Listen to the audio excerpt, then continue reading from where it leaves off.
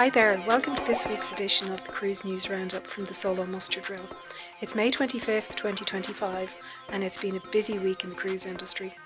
So some of the news coming up in this episode includes NCL opening reservations this week for their inaugural transatlantic cruise on their newest ship, MSC Cruises announcing their order for 2 more of their world-class ships. We've got more updates on what's been going on in Juneau, Alaska and efforts there to impose restrictions on cruise ships. We talk about the mixed fortunes for Princess Cruises this week, where there's been sad news, but there's also been some exciting updates on new itineraries in South America and Antarctica. And for those who may be scheduled to cruise around the Greek islands soon, stay tuned, as there's news of earthquakes and tsunami warnings this week, so we look at how that may impact your travel plans. We'll also look at the continuing growth of solo cruising, and in particular news from one cruise line on reduced solo supplements on some of their sailings. So first up, NCL's Luna. Now that'll be a Prima Plus class ship, and it's scheduled to launch in spring 2026. Reservations opened last September for its inaugural season, sailing 7-day itineraries in the Caribbean. This week, reservations opened for a previously unannounced inaugural transatlantic sailing from Italy to Florida. So that will be a 13-day sailing, and it departs from Italy on March 10th of 2026. There will be one port of call en route, that'll be in Tangier in Morocco, and it will reach Miami on March 23rd.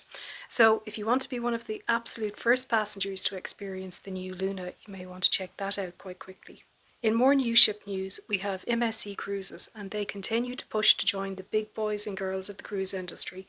So they had an announcement on Monday last of having placed an order for 2 more of their world-class ships. So currently MSC Cruises have 2 ships in that class. They have the MSC Europa and the recently launched MSC America. And in addition, there are 2 further ships in construction.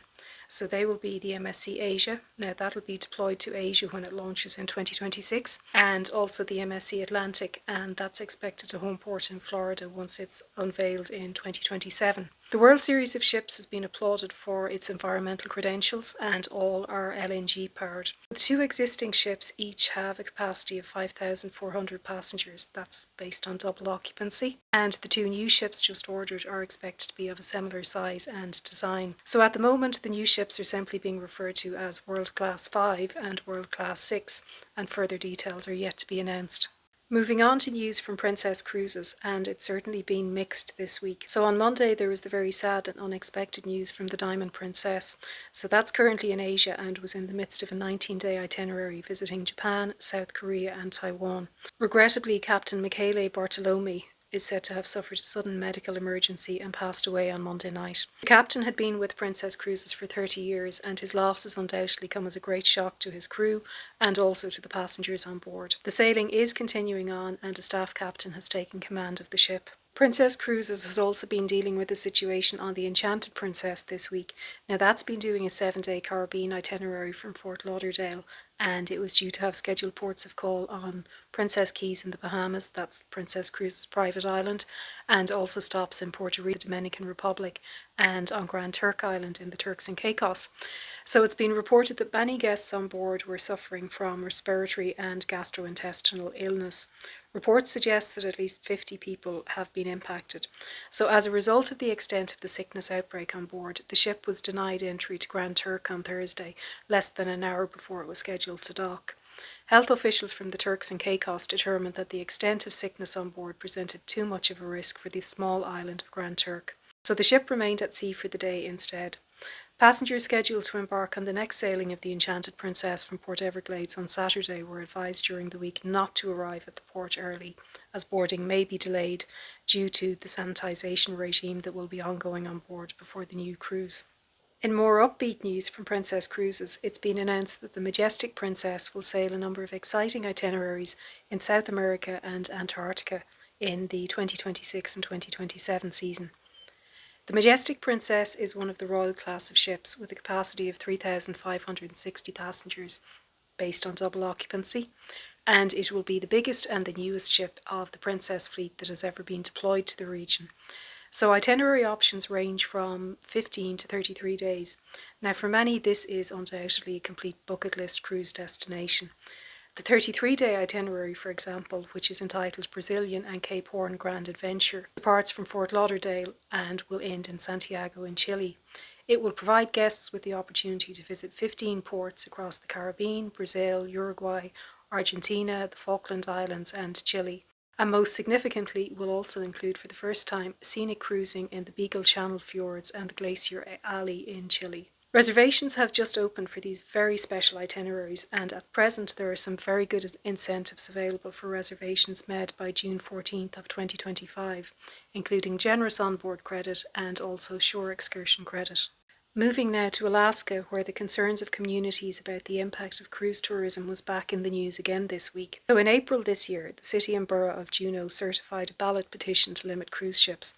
In order for that to go forward to a ballot later this year, the organisers of the ballot petition had to gain 2,720 signatures by May 19th.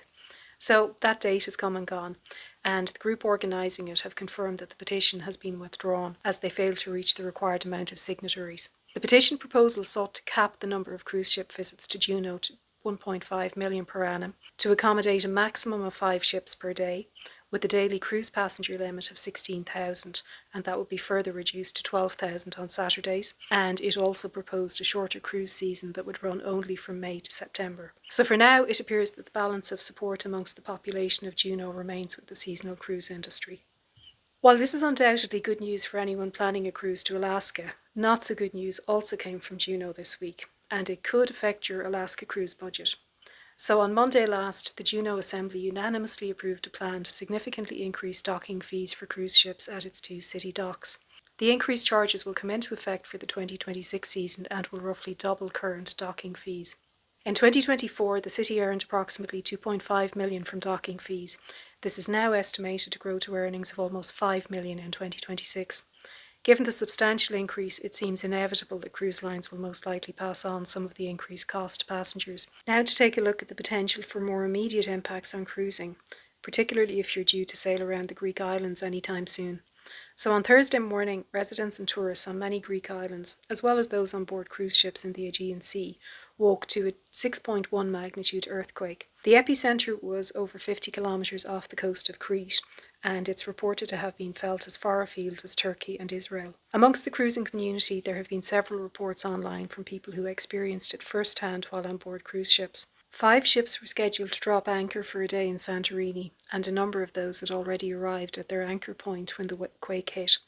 The island was particularly badly affected at the beginning of the year when there were a series of earthquakes, and it's only in recent months that it's been getting back to normality, with many residents returning having evacuated the island when the earthquakes occurred in February. So happily, there doesn't appear to be reports of any significant damage, and life quickly resumed as normal after the earthquake this week. So whilst cruisers on board a number of the ships anchored off Santorini reported feeling unusual sensations just as the quake hit, they were reassured by communications from ship's officers and other personnel, confirming that there was no danger and that they had been given the go-ahead for a day ashore by relevant authorities.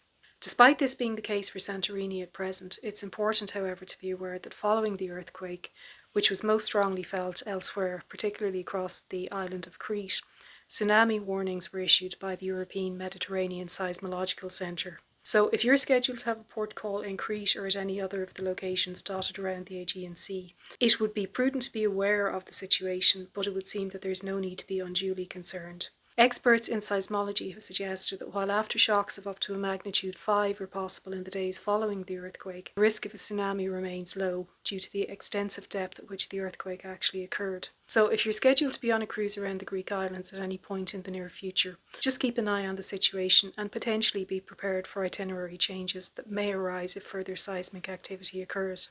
Moving on now to take a look at some of the trends in cruising in 2024, and that's courtesy of a report that was released this week by CLIA, so that's the Cruise Line International Association. Now, we are all aware that the popularity of cruising has grown tremendously in recent years, and the report for 2024 confirms that a massive 34.6 million passengers cruised during the year, and that was up almost 10% on 2023 figures.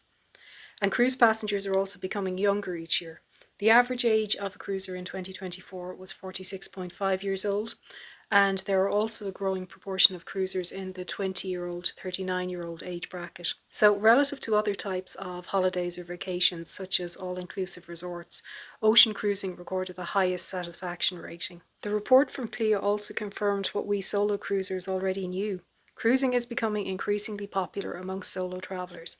In fact, solo travellers accounted for 12% of cruise passengers in 2024. Now, hot on the heels of this, Royal Caribbean appear to be getting on board with the idea of solo cruisers being beneficial to the cruise industry. They've announced this week that on 16 of their ships across 70 different itineraries, sailing between June of this year and November 2026, they are offering reduced price single supplements. Now, this is very good news because in recent times they have followed the model of sister brand Celebrity Cruises, and as a result fares have increased dramatically for solo cruisers and frequently have been well in excess of 100% solo supplement being levied. So Royal Caribbean have published a full list of the sailings on which reduced solo supplements will apply. They include a range of itineraries in Europe, Canada and New England, and also transatlantic and trans-Pacific sailings. So I'll leave a link to the full list in the description below. Certainly, it's a very positive and welcome step relative to the way that Royal Caribbean have been treating solo cruisers in recent times. And finally, in the maritime world, there was startling news from the Trondheims fjord area of central Norway this week, where in the early hours of Thursday morning, a cargo ship from the North Sea Container Line appears to have veered off course and ran aground, smashing into the garden of a residential property. The homeowner and his home were thankfully safe, although he was understandably shocked to wake to that scene. An investigation has been launched and media reports suggest that the incident was attributable to a watch officer falling asleep on duty and failing to change the steering course of the ship when necessary. In a press statement from local police, it's been confirmed that the watch officer has been charged. Thankfully, there were no injuries reported on board or on land. So that's all for this week. If you enjoyed the content, please hit the like button and please consider subscribing to the channel for lots more cruise news and cruise vlogs. Thanks so much for watching and have a good week.